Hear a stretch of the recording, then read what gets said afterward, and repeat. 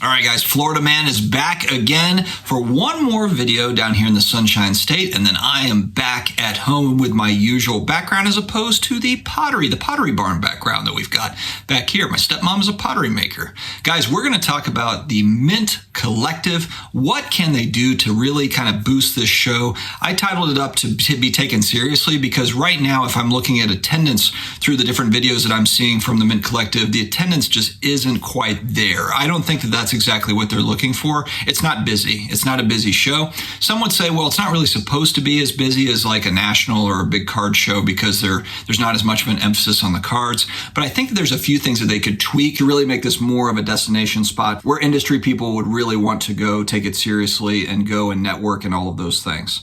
Now, not to take away from the current networking that's already happening, but let me dive into what I'm talking about. So, before I forget, big shout out to today's video sponsor, DC Sports 87. If you don't want to sell your stuff on eBay yourself, just send it off to these guys, consign with them. They get 5,000 to 7,000 cards listed on eBay every single day, just about. It's wild. Their payouts are lightning fast, one business day turnaround. They've got their website that updates in real time as auctions close and payments get paid, so you can kind of see right then and there what you're owed and what is left outstanding. It's pretty sweet. So definitely check out DC Sports 87 today. Going back to my sales days in my 20s, about almost 15 years ago now, I worked for a company that actually put on trade shows in the investment world, and a lot of the exhibitors were TD Ameritrade or Fidelity or Alt Investments or Precious Metals, and I sold the exhibit space and the sponsorships for those companies to come in and have exhibit space and present and those sorts of things. The one thing that is missing from the Mint Collective that I'm looking at, if I'm looking at the schedule of events, and forgive me if I miss something in the schedule, but there are no headliners at this show. What do I mean by that? You really need to draw audience, to draw attendance. You need big names in the industry. You need people that really kind of get people's attention. Now, the card world, the card industry, sports card industry doesn't have a lot of these. So this is harder to do in this space because it's a very niche market. There's not that many companies really in the grand scheme of things compared to other industries, not that many manufacturers, not that many grading companies really on the large side. I know there's grading companies, but larger grading companies, there are not a lot of players, if you will. But the three people that I think that they have to have at this show that would draw more hobby attendance, because remember, this is not really as much of a show for the general public. This is more of a hobby industry show. They need three guys there. They need Dr. Jim Beckett, should be the keynote speaker. He's the one that drives the nostalgia for people that are my age and even older than me, with the Beckett magazine going back to the 80s, founded the really kind of that main publication, really the media source, because it was a price guide, but remember, there was also a lot of great articles in it and so forth. So Dr. Jim Beckett should be number one. He should be the keynote speaker. Actually, I'm going to add another person to this list.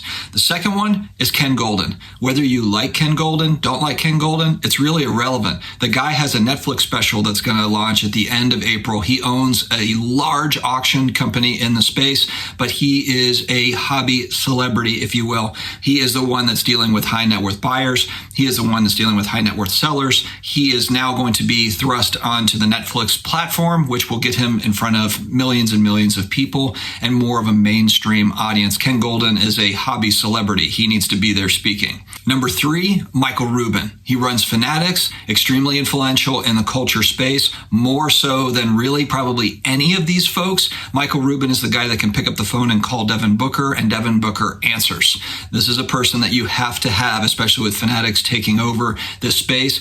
I saw that he was on a Zoom call. Figure out a way to make it work to where you can fly all these guys in. Or maybe at the bare minimum, you have a specific Zoom call or a live stream where everyone's sitting in the auditorium and watching him if he can't make it in. He has to be a standalone person as a keynote speaker. Fourth, I'm adding this guy he's kind of a late entry onto this list, but I think it's important. Rob Veras, the owner of Burbank Sports Cards in Los Angeles. I think it's important to have him because he's a longtime card shop owner, LCS owner. So he's kind of been there, done that. He's seen it all from start to finish on the LCS retail side. He's the one that's been doing it for 30 plus years, and his son is now taking over. In the grand scheme of things, it's an important company in this hobby because it's showing kind of of what you can build up into as a card shop. It's kind of the end game, I think, for a lot of card shops out there. But Rob Vera's been there, done that. I think he's important to have at this event. So really, we'll call those 4 people. There are others, of course, that could be added and have their own breakout sessions. This next tranche that I'm going to talk about, even though you can get a lot of their information free on YouTube or on podcast or whatever, I still think it's important because they have built audiences. And again, they can promote the show. So they can promote the show through their channels. These are Jeff Wilson, Brian Gray, Sports Card Radio, and Pac-Man. So we have 4 there. Brian Gray, big personality, been around in the industry, owns Leaf. He has also kind of been there and done that. And he's got a unique position there as an owner of a manufacturing company. A lot of his stuff is unlicensed product. He's making deals directly with athletes or celebrities. So he's got a unique take that I think would be very interesting. And Brian Gray does do interviews and things like that, but I still think he's important to have at this show.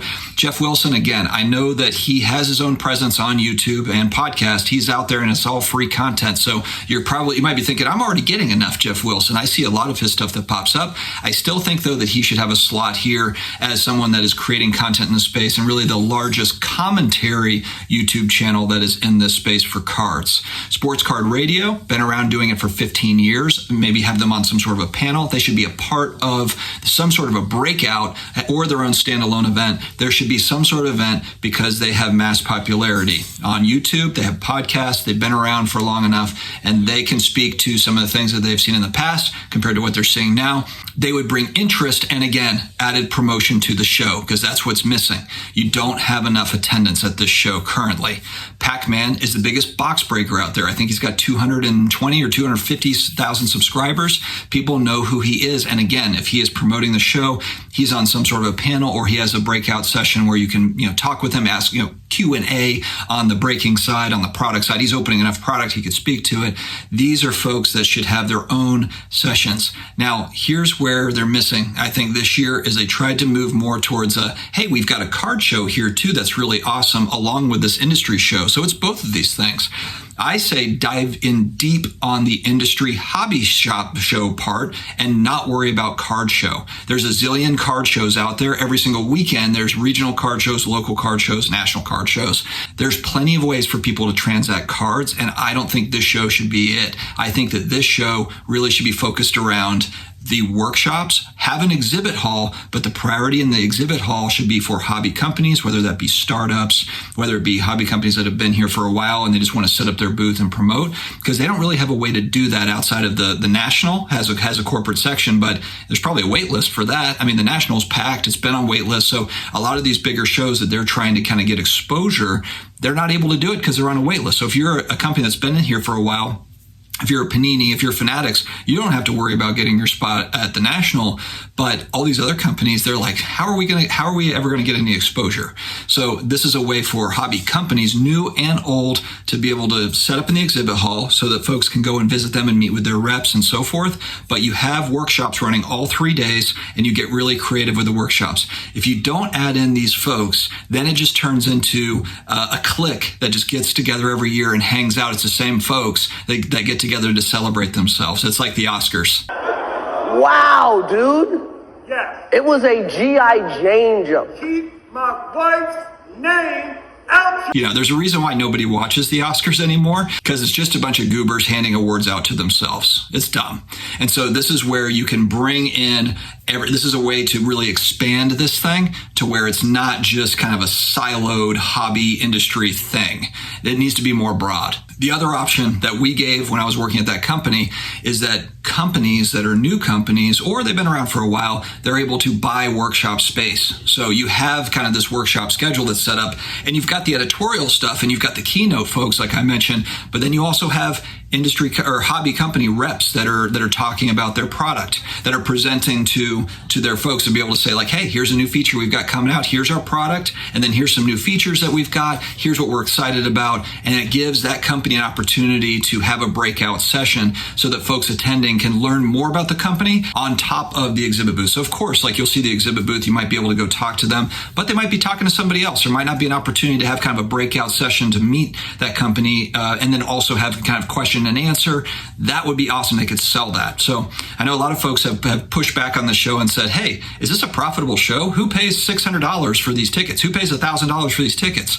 Probably not enough. The answer is not enough as they want, because I see them marketing it on IG. They are marketing the show. They are trying to sell tickets. And look, I don't know how many they sold. Maybe they sold enough and they're like, great, we did great. We're not expecting to make $1 zillion, but another revenue source for them could be to sell workshop space to companies that are trying to get their name out there, and not just the large companies that are already kind of established, like a Panini, or Fanatics. It gives that smaller company the ability to get their name out. Lastly, it's pricing. Right now it's $600 or $699 or something to go to kind of those premium workshops.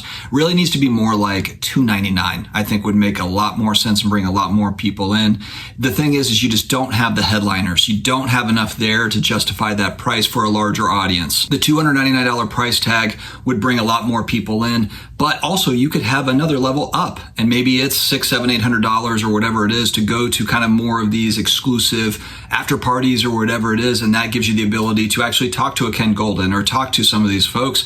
That would make a lot more sense. But there's a lot of hobby folks that are just kind of left out of these, premium workshops, which frankly, a lot of the stuff you can just get free online for a lot of the folks that are participating in those workshops. Like I said, need more headliners. I want to hear from new companies. So I think it's awesome to hear from the Paninis of the world, but I want to hear from some of the smaller to mid-level companies that maybe you just don't hear about that much because they don't have a huge social media presence, and this show could be a huge opportunity for that. But again, I'll finish out with the priority of a show like this should be hobby companies, not a card show. There's enough card shows out there. I don't think that you're going to get enough people to come to transact outside of maybe the exhibitors or the people, the sponsors that are already doing that anyway, and they're making deals with their friends. Fine. But that should not be the focus of this. There's a lot of people that are interested in the business side of cards and collectibles. So open it up to all those folks. All right, guys, stay healthy, stay awesome, and I will talk to you again later.